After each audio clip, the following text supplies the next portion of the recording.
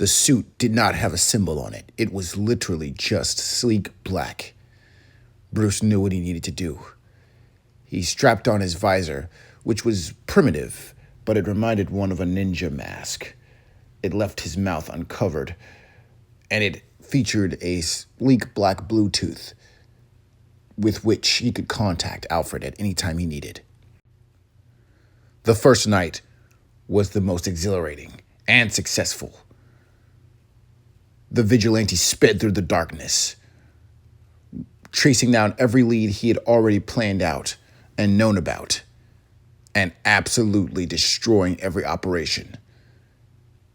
Thugs got pulverized, and people who thought they could get away with it just the day prior found themselves subdued and tied up in thick black ropes. This vigilante quickly made the news and captured Alfredo Stryker's attention. "Who is this?" Stryker said to his goons one night. "What does he or they think they can do against me? After I killed the Wayne's family members and friends,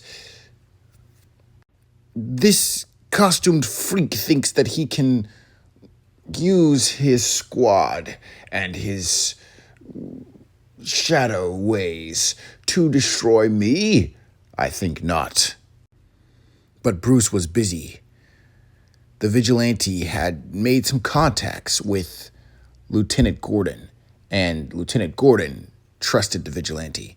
He was the only one in the city who knew that it was just one man. "Whatever you're doing, it's cleaning up this city, but I must warn you, vigilantism is a crime. Even though Gotham is a very, I'd say, polarizing city compared to the rest of the world, we still abide by law, U.S. law at that."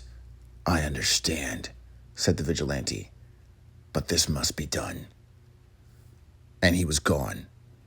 Finally, one night, the confrontation began. It was the showdown. The vigilante showed up at Stryker's warehouse right when he was checking in on his men. He had just decided that very hour to leave behind for a moment his business as a CEO and put on his second mask as a criminal underlord. But there was the vigilante. "I know who you are, Alfredo Stryker. It's time to give it up." Alfredo turned his weapon towards the direction of the darkness. The vigilante walked out. "Fire! What are you waiting on?" Alfredo shouted. All his men fired their weapons. "He's gotten into our operations for too long. He's taken down some of our chief people. Take him out. Take them out. Whoever they are, wherever they are in the shadows, take them." But it was to no avail. One by one, all the men, whether it was by a boomerang from in the darkness, electric shockers, or a fist in Vanta Black, every member of the gang was taken down. Only Stryker remained. But Stryker was 6'5", and he wasn't going to go down that easy. He was coated in armor as well. With every strike that Bruce made to Stryker, Stryker hit back 3 times harder.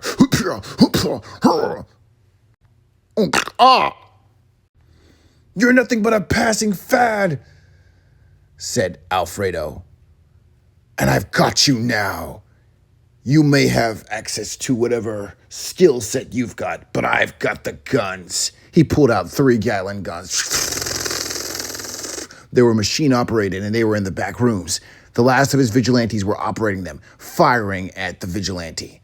Bruce could do nothing but dodge, roll, and get behind cover, but soon his armor would be compromised, and that would be it.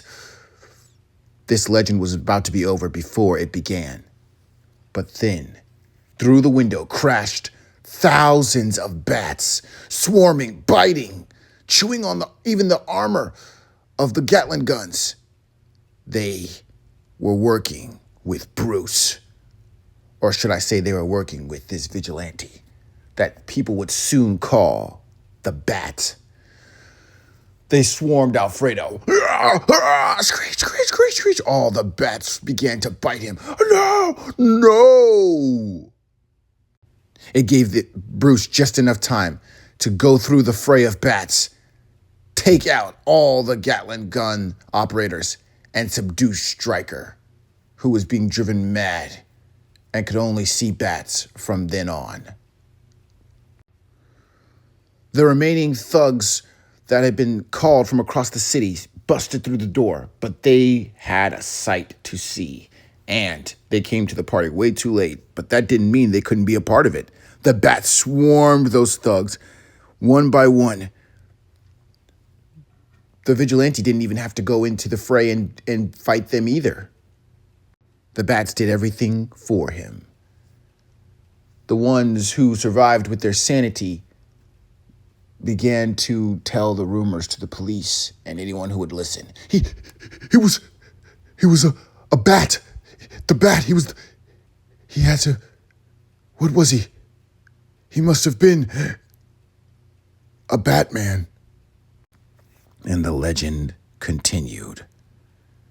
Except now, the vigilante clad in black, who the city began to see as someone who was finally doing something the cops wouldn't do. They knew him now as the Batman.